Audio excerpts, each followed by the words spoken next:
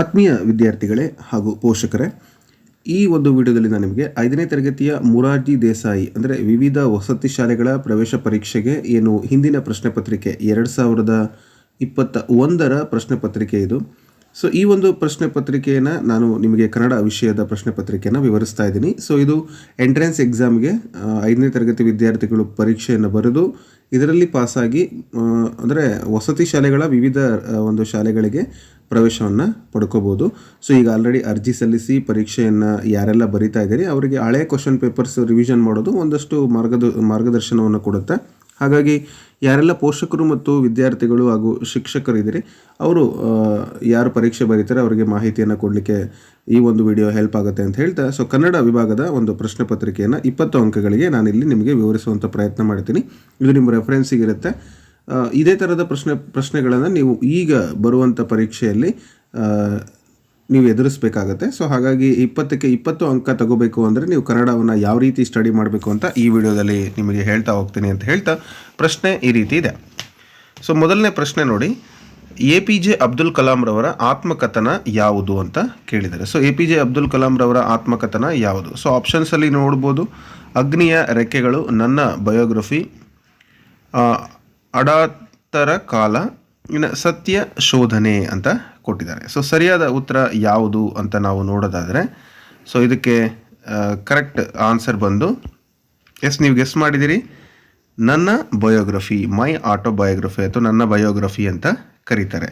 So ಇದು APJ Abdul Kalam ರವರು ಬರೆದಿರ್ತಕ್ಕಂಥ ಒಂದು ಆತ್ಮಕಥನ. ಸೊ ಮುಂದಿನ ಪ್ರಶ್ನೆ, ಶ್ರವಣಕುಮಾರನ ತಂದೆ ಅಂತ ಕೇಳಿದ್ದಾರೆ. ಸೊ ಶ್ರವಣಕುಮಾರನ ಬಗ್ಗೆ, ತಾಳಿದವನು ಡ್ಯಾಶ್ ಈ ಗಾದೆಯನ್ನು ಪೂರ್ಣಗೊಳಿಸಿ. ನೀವು ಇದನ್ನು ಓದ್ಕೊಳ್ಳಿ ಒಂದ್ಸರಿ, ಆಗ ನಿಮಗೆ ಅದು ಗೊತ್ತಾಗುತ್ತೆ. ತಾಳಿದವನು ನಿಂತನು, ತಾಳಿದವನು ಕೂತನು, ತಾಳಿದವನು ನಡೆದನು, ತಾಳಿದವನು ಬಾಳಿಯಾನು. ಸೊ ಯಾವುದು ಕರೆಕ್ಟ್ ಮ್ಯಾಚ್ ಆಗುತ್ತೆ? ತಾಳಿದವನು ಬಾಳಿಯಾನು.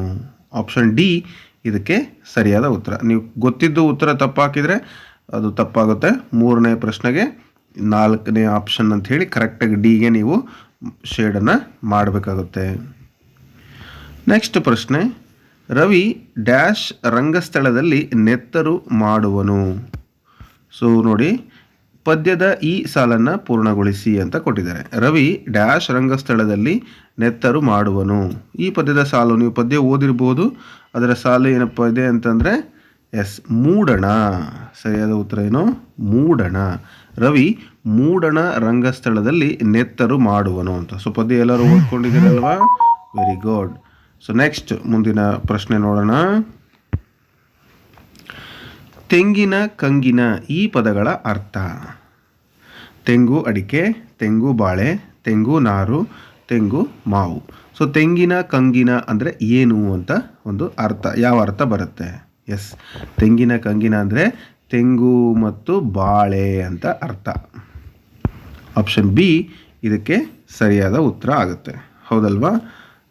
ನೀವು ತಪ್ಪು ಉತ್ತರ ಹಾಕಬಾರ್ದು, ಸರಿಯಾದ ಉತ್ತರವನ್ನು ಹಾಕಬೇಕು. ನೆಕ್ಸ್ಟ್ ಪ್ರಶ್ನೆ, ದೀರ್ಘ ಸ್ವರಗಳ ಸಂಖ್ಯೆ ಎಷ್ಟು? ಕನ್ನಡ ವರ್ಣಮಾಲೆಯಲ್ಲಿ ದೀರ್ಘ ಸ್ವರಗಳ ಸಂಖ್ಯೆ ಎಷ್ಟು ಅಂತ. ಎಷ್ಟಿದ್ದಾವೆ ದೀರ್ಘ ಸ್ವರಗಳು? 7 ಇದ್ದಾವೆ. ನಿಮ್ಮ ಉತ್ತರ ಕರೆಕ್ಟ್. ಆಪ್ಷನ್ ಡಿ 7 ಸರಿಯಾದ ಉತ್ತರ ಆಗುತ್ತೆ. ಮುಂದಿನ ಪ್ರಶ್ನೆ, ಜಲಚರ ಪ್ರಾಣಿಗಳೆಂದರೆ? ಸೊ ಪ್ರಶ್ನೆ ಇಷ್ಟೇ ಸಿಂಪಲ್ಲು. ಜಲಚರ ಪ್ರಾಣಿಗಳು ಅಂದರೆ ಭೂಮಿಯ ಮೇಲೆ ವಾಸಿಸುವ ಪ್ರಾಣಿಗಳು. ಜಲ ಅಂದರೆ ಏನು? ನೀರು. ಹಾಗಾಗಿ ಈ ಉತ್ತರ ಬರೋದಿಲ್ಲ. ಅರಣ್ಯಗಳಲ್ಲಿ ವಾಸಿಸುವ ಪ್ರಾಣಿಗಳು, ಇದು ಕೂಡ ಬರುವುದಿಲ್ಲ. ನೀರಿನಲ್ಲಿ ವಾಸಿಸುವ ಪ್ರಾಣಿಗಳು, ಮಣ್ಣಿನಲ್ಲಿ ವಾಸಿಸುವ ಪ್ರಾಣಿಗಳು. ಸೊ ಮಣ್ಣಿನ ತೆಗೆದಾಕ್ರಿ, ನೀರಿನಲ್ಲಿ ವಾಸಿಸುವ ಪ್ರಾಣಿಗಳು ಅನ್ನೋದು ಸರಿಯಾದ ಉತ್ತರ. ಜಲಚರ ಪ್ರಾಣಿಗಳು. ಜಲಚರಗಳು ಅಂದರೆ ನೀರಲ್ಲಿರುವಂತಹ ಮೀನು, ತಿಮಿಂಗಿಲ, ಆಮೆ, ಮೊಸಳೆ ಇವೆಲ್ಲ ಆಗ್ತವೆ. ಕೆಲವೊಂದು ಜೀವಿಗಳು ನೀರಿನ ಮೇಲೂ ಬದುಕ್ತವೆ, ಭೂಮಿ ಮೇಲೂ ಬದುಕ್ತವೆ. ಅಂಥವನ್ನ ಉಭಯವಾಸಿಗಳು ಅಂತ ಕರಿತೀವಿ. ಫಾರ್ ಎಕ್ಸಾಂಪಲ್ ಕಪ್ಪೆ ನೀರಿನ ಮೇಲೂ ಕೂಡ ಇರುತ್ತೆ ಮತ್ತು ಭೂಮಿ ಮೇಲೂ ಕೂಡ ಇರುತ್ತೆ. ಸೊ ಅದೇ ಥರನೇ ಉಭಯವಾಸಿ ಸಸ್ಯಗಳು ಕೂಡ ಇದ್ದಾವೆ, ಹಾಗೆ ಉಭಯವಾಸಿ ಜೀವಿಗಳು ಕೂಡ ಇದ್ದಾವೆ. ಸೊ ಜಲಚರ ಪ್ರಾಣಿ ಅಂದ್ರೇನು? ನೀರಿನಲ್ಲಿ ವಾಸಿಸುವ ಪ್ರಾಣಿಗಳು. ಆಪ್ಷನ್ ಸಿ ಸರಿಯಾದ ಉತ್ತರ. ನೆಕ್ಸ್ಟ್ ಮುಂದಿನ ಪ್ರಶ್ನೆ, ಕೊಟ್ಟಿರುವ ಮಾದರಿಯಂತೆ ಸಮಾನಾರ್ಥಕ ಪದ ಬರೆಯಿರಿ ಅಂತ ಕೊಟ್ಟಿದ್ದಾರೆ. ಮಾದರಿ ಏನಿದೆ? ನೆರವು ಅಂದರೆ ಸಹಾಯ. ಅದೇ ಥರ ಸುಳಿ ಹೂ ಅಂದರೆ ಏನು, ಸುಳಿ ಹೂ ಅಂದರೆ ಏನು ಅಂತ, ಕುರುಹು, ಜ್ಞಾಪಕ, ಮರೆವು, ನೆನಪು ಅಂತ ಕೊಟ್ಟಿದ್ದಾರೆ. ಸೊ ಇದಕ್ಕೆ ಸರಿಯಾದ ಉತ್ತರ ಏನು, ಸುಳಿ ಹೂ ಅಂದರೆ ಅವರಿಗೆ ನೆನಪು ಮಾಡ್ತಕ್ಕಂಥದ್ದು. ಸೊ ಆಪ್ಷನ್ ಡಿ ಇದಕ್ಕೆ ಸರಿಯಾದ ಉತ್ತರ. ಓಕೆ, ನೆಕ್ಸ್ಟ್, ಆಟಗಾರರು ಆಟಗಳನ್ನು ಆಡಿದರು. ಇದನ್ನು ಏಕವಚನದಲ್ಲಿ ಬರೆದಾಗ, ಸೊ ನೀವು ಉತ್ತರ ನೋಡೋದಕ್ಕಿಂತ ಮುಂಚೆ ಇದನ್ನು ಏಕವಚನದಲ್ಲಿ ಬರೀಲಿಕ್ಕೆ ಪ್ರಯತ್ನ ಮಾಡಿ. ಆಟಗಾರರು ಅನ್ನೋದು ಆಟಗಾರನೂ ಆಗಬೇಕು. ಸೊ ಇಲ್ಲಿ ಆಟಗಾರರು ಇದೆ, ಇದು ಬರಲ್ಲ. ಆಟಗಾರರು ಇದು ಕೂಡ ಬರಲ್ಲ, ಆಪ್ಷನ್ ಡಿ. ಇನ್ನು ಎರಡರಲ್ಲಿ ಬಿ ಮತ್ತು ಸಿನಲ್ಲಿ ಡೌಟ್ ಇದೆ. ನೆಕ್ಸ್ಟು ಆಟಗಳನ್ನು ಅಂತ ಇದೆ, ಏಕವಚನದಲ್ಲಿ ಬರೆದಾಗ ಆಟವನ್ನು ಆಗಬೇಕು. ಇಲ್ಲಿ ಆಟಗಳನ್ನೂ ಐತೆ ಮತ್ತು ಆಡಿದರೂ ಐತೆ, ಹಾಗಾಗಿ ಇವೆರಡು ಬರಲ್ಲ. ಸೊ ಆಪ್ಷನ್ ಬಿ ಕೂಡ ಬರೋದಿಲ್ಲ. ಆಪ್ಷನ್ ಸಿ ಖಂಡಿತ ಕರೆಕ್ಟ್ ಬರುತ್ತೆ. ನೋಡಿ, ಆಟಗಾರರು ಇದ್ದಿದ್ದು ಆಟಗಾರನೂ ಆಯಿತು, ಆಟಗಳನ್ನು ಅಂದರೆ ಭಾಳ ಇದು ಒಂದು ಆಟವನ್ನು ಆಯಿತು, ಆಡಿದರೂ ಇದ್ದಿದ್ದು ಆಡಿದನೂ ಆಯಿತು. ಸೊ ಅಲ್ಲಿಗೆ ಏನಾಯಿತು, ಏಕವಚನಕ್ಕೆ ಬರೆದಿದ್ದೀವಿ ಅಂತ ಅರ್ಥ. ಆಪ್ಷನ್ ಸಿ ಇದಕ್ಕೆ ಸರಿಯಾದ ಉತ್ತರ ಆಗುತ್ತೆ.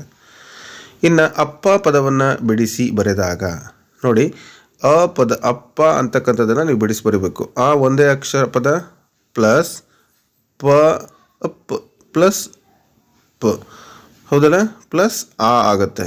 ನೋಡಿ, ಇದನ್ನು ಅಪ್ಪ ಅಂತ ಕರಿತೀವಿ. ಸೊ ಬಿಡಿಸಿ ಬರೆಯೋದು ಇದು ಆಪ್ಷನ್ ಬಿನಲ್ಲಿದೆ, ಇದೇ ಸರಿಯಾದ ಉತ್ತರ. ಇನ್ನು ಉಳಿದಂಥ ಆಪ್ಷನ್ ನೋಡೋದೇ ಬೇಡ. ನೆಕ್ಸ್ಟ್ ಮುಂದಿನ ಪ್ರಶ್ನೆ, ಪುಲ್ಲಿಂಗ ಅಥವಾ ಸ್ತ್ರೀಲಿಂಗ ರೂಪಕ್ಕೆ ಬದಲಾಯಿಸಿ. ಹೂವಾಡಿಗ ಅಂತ ಇದೆ. ಸೊ ಇದನ್ನು ನೀವು ಲಿಂಗ ಬದಲಾವಣೆ ಮಾಡಬೇಕು. ಹೂ ಮಾರುವ, ಹೂ ಅಡಗಿತ್ತಿ, ಹೂ ಕೊಯ್ಯುವ, ಹೂ ಬೆಳೆಯುವ ಅಂತ ಕೊಟ್ಟಿದ್ದಾರೆ. ಸೊ ಸರಿಯಾದ ಉತ್ತರ ಯಾವುದು?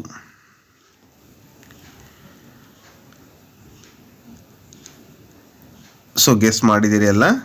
ಎಸ್, ಹೂ ಅಡಗಿತ್ತಿ ಇದಕ್ಕೆ ಸರಿಯಾದ ಉತ್ತರ ಆಗುತ್ತೆ. ಸೊ ಹೂವು ಪುಲ್ಲಿಂಗ ಇರ್ತಕ್ಕಂಥದ್ದನ್ನು ಸ್ತ್ರೀಲಿಂಗ ವಚನಕ್ಕೆ ಮಾಡಿದ್ದಾರೆ. ಆಪ್ಷನ್ ಬಿ ಇದಕ್ಕೆ ಸರಿಯಾದ ಉತ್ತರ. ಹೂವಾಡಿಗ ಅಂದರೆ ಹೂವಾಡ ಗಿತ್ತಿ ಅಂತ ಆಗುತ್ತೆ. ಸೊ ಕ್ಲಿಯರ್ ಆಯ್ತಲ್ವ? ಸೊ ನಿಮ್ಗೇನಾದರೂ ಡೌಟ್ ಇದ್ದರೆ ನೀವು ಕಮೆಂಟ್ ಸೆಕ್ಷನಲ್ಲಿ ಕಮೆಂಟನ್ನು ಮಾಡ್ಬೋದು. ಸೊ ಪ್ರಶ್ನೆ ಇಲ್ಲಿ 10 ಇದ್ದಿದ್ದು ಡೈರೆಕ್ಟಾಗಿ 16 ಬಂದಿದೆ.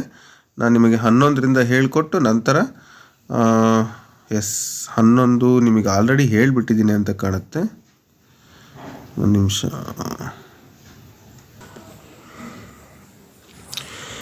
11ನೇ ಪ್ರಶ್ನೆ ಈ ಥರ ಇದೆ, ಮಲಿನಗೊಂಡ ನದಿಯಿಂದ ಮನುಷ್ಯ ಜೀವಕ್ಕೆ ಆಗುವ ಪರಿಣಾಮ ಅಂತ ಕೇಳಿದ್ದಾರೆ. ಸೊ ಏನಾಗುತ್ತೆ, ಸಹಕಾರಿ, ಆರೋಗ್ಯಕಾರಿ, ಉಪಕಾರಿ, ಅಪಾಯಕಾರಿ ಅಂತ. ಸೊ ಇಂತಹ ಪ್ರಶ್ನೆ ನೀವು ಚೆನ್ನಾಗಿ ಓದ್ಕೊಂಡ್ರೆ ಕರೆಕ್ಟ್ ಉತ್ತರ ಬರಿಬೋದು.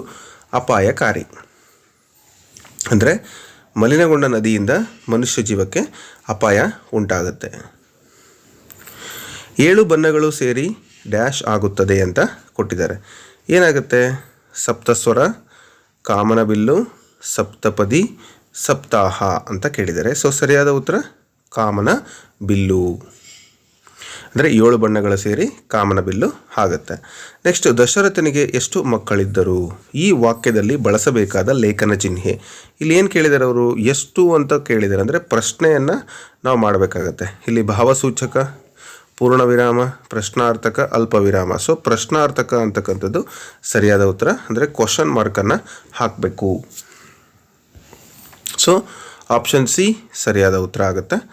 ಇನ್ನು ರಂಜನಾ ಈಗ ನರ್ತಿಸುತ್ತಿದ್ದಾಳೆ, ಈ ಯಾವ ಕಾಲವನ್ನು ಸೂಚಿಸುತ್ತದೆ? ಸೊ ನಿಮಗೆ ಕಾಲದ ಮೇಲೆ ಒಂದು ಪ್ರಶ್ನೆ ಕೇಳ್ತಾರೆ. ವರ್ತಮಾನ ಕಾಲ, ಇದು ಈಗ ನಡೀತಕ್ಕಂಥದ್ದನ್ನು ವರ್ತಮಾನ ಕಾಲ ಅಂತ ಕರೀತಾರೆ. ಇದು ಈಗ, ನೆನ್ಪಿಟ್ಕೊಳ್ಳಿ ಇದನ್ನು.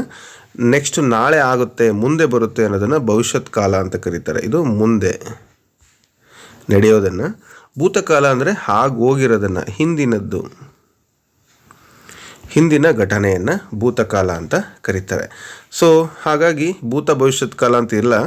ಸೊ ವರ್ತಮಾನ ಕಾಲ ಈಗ, ಭವಿಷ್ಯತ್ ಕಾಲ ನಾಳೆ, ನೆಕ್ಸ್ಟ್ ನಡೆಯುತ್ತೆ, ಇನ್ನು ಮುಂದೆ ಅಂತ. ಭೂತಕಾಲ ಆಲ್ರೆಡಿ ಆಗೋಗಿರೋದು ಅಂತ. ಸೊ ಈಗ ನರ್ತಿಸುತ್ತಿದ್ದಾಳೆ ಅಂತ ಬಂದರೆ ವರ್ತಮಾನ ಕಾಲ ಆಗುತ್ತೆ. ಸೊ ಆಪ್ಷನ್ ಎನ ಸರಿಯಾದ ಉತ್ತರ ಅಂತ ನೀವು ಆಯ್ಕೆ ಮಾಡ್ಕೋಬೇಕು. ಇನ್ನು 4 ತಂತಿ ರವರ ಕೃತಿಯಾಗಿದೆ. ಯಾರ ಕೃತಿಯಾಗಿದೆ? 4 ತಂತಿಯನ್ನು ಬರೆದವರು ಯಾರು ಅಂತ ಕೇಳಿದ್ದಾರೆ. ಸೊ ಸರಿಯಾದ ಉತ್ತರ ದ.ರಾ. ಬೇಂದ್ರೆ ಅವರು. ಸೊ 4 ತಂತಿ ದ.ರಾ. ಬೇಂದ್ರೆ. ಸೊ ಇದಿಷ್ಟು 15 ಪ್ರಶ್ನೆಗಳಿಗೆ ಉತ್ತರ. 16ನೇ ಪ್ರಶ್ನೆ ನಾನು ಆಲ್ರೆಡಿ ಹೇಳಿದ್ದೆ. ಪುಲ್ಲಿಂಗ ರೂಪಕ್ಕೆ ಅಥವಾ ಸ್ತ್ರೀಲಿಂಗ ರೂಪಕ್ಕೆ ಬದಲಾಯಿಸಿ ಹೂವಾಡಿಗ, ಹೂವಾಡಗಿತ್ತಿ. ಈ ಕೆಳಗಿನವುಗಳಲ್ಲಿ ಅಂಕಿತ ನಾಮವಲ್ಲದ ಪದಗಳನ್ನು ಗುರುತಿಸಿ ಅಂತ ಕೇಳಿದ್ದಾರೆ. ಕರ್ನಾಟಕ, ಬೆಂಗಳೂರು, ಕಾವೇರಿ, ವ್ಯಾಪಾರಿ. ಸೊ ಅಂಕಿತ ನಾಮವಲ್ಲದ್ದು. ಸೊ ಯಾವುದು ಅಂಕಿತ? ಹೆಸರಿಟ್ಟಿದ್ರೆ ಅಂಕಿತ ನಾಮ ಅಂತ ಕರೀತಾರೆ. ಹಾಗಾಗಿ ಕರ್ನಾಟಕ, ಕಾವೇರಿ, ಬೆಂಗಳೂರು ಬಿಟ್ಬಿಡಿ. ಅನ್ವರ್ಥ ನಾಮ ಬಂದು ವ್ಯಾಪಾರಿ. ಹಾಗಾಗಿ ಅಂಕಿತ ನಾಮವಲ್ಲದ ಪದ ವ್ಯಾಪಾರಿ ಅಂತ ಹೇಳ್ಬೋದು. ಸೊ ಇದನ್ನು ಕೂಡ ನಿಮ್ಗೆ ಭಾಳ ಇಂಪಾರ್ಟೆಂಟು. ಈ ಥರದ ಮೇಲೆ ಅನೇಕ ಪ್ರಶ್ನೆಗಳು ನಿಮ್ಗೆ ಬರುತ್ತೆ. ಚಿಪ್ಪುಂಟು ಆಮೆಯಲ್ಲ, ಜುಟ್ಟುಂಟು ಪೂಜಾರಿಯಲ್ಲ, 3 ಕಣ್ಣುಗಳುಂಟು ಹರನಲ್ಲ, ಹಾಗಾದರೆ ನಾನು ಯಾರು? ಒಗಟನ್ನು ಬಿಡಿಸಿ ಅಂತ ಕೇಳಿದ್ದಾರೆ. ನೋಡಿ, ಚಿಪ್ಪಿದೆ, ಆಮೆಯಲ್ಲ, ಜುಟ್ಟಿದೆ, ಪೂಜಾರಿಯಲ್ಲ, 3 ಕಣ್ಣಿದ್ದಾವೆ, ನಾನು ಹರನಲ್ಲ ಅಂದರೆ ಶಿವನಲ್ಲ ಅಂತ. ಸೊ ನಾನು ಯಾರು? ಎಸ್, ಸರಿಯಾದ ಉತ್ತರ ತೆಂಗಿನಕಾಯಿ. ಸೊ ತೆಂಗಿನಕಾಯಲ್ಲಿ ಜುಟ್ಟು ಇರ್ತದೆ, ಚಿಪ್ಪು ಇರ್ತದೆ, ಜೊತೆಗೆ 3 ಕಣ್ಣು ಕೂಡ ಇರ್ತವೆ. ಸೊ ನೀವು ಅದನ್ನು ಸರಿಯಾಗಿ ಅಬ್ಸರ್ವ್ ಮಾಡಿ. ಸೊ ತೆಂಗಿನಕಾಯಿ ಸರಿಯಾದ ಉತ್ತರ ಆಗುತ್ತೆ. ಇನ್ನು ಮುಂದಿನ ಪ್ರಶ್ನೆ, ಈ ಕೆಳಗಿನ ಪದಗಳಲ್ಲಿ ಗುಡುಗು ಪದಕ್ಕೆ ಸರಿ ಹೊಂದುವ ಜೋಡು ಪದ ಯಾವುದು? ಜೋಡು ಪದವನ್ನು ಹೇಳಬೇಕು. ಮಳೆ, ಮಿಂಚು, ಸಿಡಿಲು, ಶಬ್ದ. ಸೊ ಯಾವುದು? ನೀವು ಜೊತೆಗೆ ಹೇಳ್ತಾ ಅದನ್ನು ಪ್ರಾಕ್ಟೀಸ್ ಮಾಡಿದರೆ ನಿಮಗೆ ಅದು ಜೋಡಿ ಪದ ಆಗುತ್ತೋ ಇಲ್ಲೋ ಅನ್ನೋದು ಗೊತ್ತಾಗುತ್ತೆ. ನೋಡಿ, ಗುಡುಗು ಮಳೆ, ಗುಡುಗು ಮಿಂಚು, ಗುಡುಗು ಸಿಡಿಲು, ಗುಡುಗು ಶಬ್ದ. ಯಾವುದು ಜೋಡು ನೋಡಿ ಆಗುತ್ತೆ? ಎಸ್, ಗುಡುಗು ಸಿಡಿಲು. ಇದು ಜೋಡಿ ಪದ ಆಗುತ್ತೆ. ಆಪ್ಷನ್ ಸಿ ಸರಿಯಾದ ಉತ್ತರ ಅಂತ ನೀವು ಹೇಳ್ಬೋದು. ಅಂದರೆ ಸ್ವಲ್ಪ ಯೋಚನೆ ಮಾಡಿ ನೀವು ಉತ್ತರವನ್ನು ಕೊಡಬೇಕಾಗತ್ತೆ. ನೆಕ್ಸ್ಟ್ ಮುಂದಿನ ಪ್ರಶ್ನೆ, ಕೆಳಗಿನ ಪದಗಳಲ್ಲಿ ಗುಂಪಿಗೆ ಸೇರದ ಪದ ಗುರುತಿಸಿ. ಸೊ ಇದರಲ್ಲಿ 4 ಪದ ಕೊಟ್ಟಿದ್ದಾರೆ. ಧನ, ಆಪತ್ತು, ಸಂಪತ್ತು, ಐಶ್ವರ್ಯ. ಇದರಲ್ಲಿ ಯಾವುದು ಗುಂಪಿಗೆ ಸೇರಲ್ಲ ಅಂತ. ಒಂದು ಅದಕ್ಕೆ ವಿರುದ್ಧವಾದಂಥ ಅರ್ಥವನ್ನು ಕೊಡುತ್ತೆ. ಯಾವುದು ನೋಡಿ? ಧನ ಅಂದರೆ ಏನು? ದುಡ್ಡು. ಆಪತ್ತು ಅಂದರೆ ತೊಂದರೆ ಅಂತ. ಸೊ ಇದು ಬಿಡಿ. ಇನ್ನು ಸಂಪತ್ತು ಅಂದರೂ ಕೂಡ ಅದು ಹಣಕ್ಕೆ ಹೋಲಿಕೆ ಮಾಡ್ಬೋದು. ಐಶ್ವರ್ಯ ಅಂದರೂ ಕೂಡ ಆಸ್ತಿ, ಅಂದರೆ ನಮಗೆ ಬರುವಂತಹ ಒಂದು ಸಂಪತ್ತು, ಅದು ಕೂಡ ದುಡ್ಡಿನ ಮೇಲೆ ಹೇಳ್ಬೋದು. ಸೊ ಧನ, ಸಂಪತ್ತು, ಐಶ್ವರ್ಯ ಒಂದೇ ಥರದ ಅರ್ಥವನ್ನು ಕೊಡ್ತವೆ. ಆದರೆ ಆಪತ್ತು ಅನ್ನೋದು ಬೇರೆ ಅರ್ಥ ಕೊಡುತ್ತೆ. ಸೊ ಆಪತ್ತನ್ನು ಗುಂಪಿಗೆ ಸೇರಲ್ಲ ಅಂತೇಳಿ ನೀವು ತೆಗಿಬೋದು. ಆಪ್ಷನ್ ಡಿ ಇದಕ್ಕೆ ಸರಿಯಾದ ಉತ್ತರ ಆಗುತ್ತೆ. ಸೊ ಈ ರೀತಿ ನೀವು ಕನ್ನಡ ವಿಭಾಗದ ಪ್ರಶ್ನೆ ಪತ್ರಿಕೆಗೆ ಉತ್ತರಗಳನ್ನು ಬರಿಬೋದು. ಸೊ 1 ಅಥವಾ 2 ಮಾರ್ಕ್ಸ್ ಪರವಾಗಿಲ್ಲ. ಇನ್ನು ಉಳಿದಂತೆ ಮೋರ್ ದ್ಯಾನ್ 15 ಮಾರ್ಕ್ಸನ್ನು ತೆಗೆದುಕೊಳ್ಳಿಕ್ಕೆ ನೀವು ಪ್ರಯತ್ನ ಮಾಡಿ ಅಂತ ಹೇಳ್ತಾ, ಸೊ ಈ ವಿಡಿಯೋ ಇಷ್ಟ ಆಗಿದ್ರೆ ಒಂದು ಲೈಕ್ ಬಟನ್ ಪ್ರೆಸ್ ಮಾಡಿ. ನಿಮ್ಮ ಸ್ನೇಹಿತರು ಹಾಗೂ ನಿಮ್ಮ ರಿಲೇಟಿವ್ಸ್ಗೆ ನೀವು ಈ ಒಂದು ವಿಡಿಯೋನ ಶೇರ್ ಮಾಡಿ. ಸೊ ಮುಂದಿನ ವಿಡಿಯೋದಲ್ಲಿ ಮತ್ತೊಂದು ಸಬ್ಜೆಕ್ಟ್ನೊಂದಿಗೆ ಮತ್ತೆ ಭೇಟಿ ಆಗ್ತೀನಿ. Thank you so much. All the best ಎಲ್ಲ ವಿದ್ಯಾರ್ಥಿಗಳಿಗೂ. ಧನ್ಯವಾದಗಳು.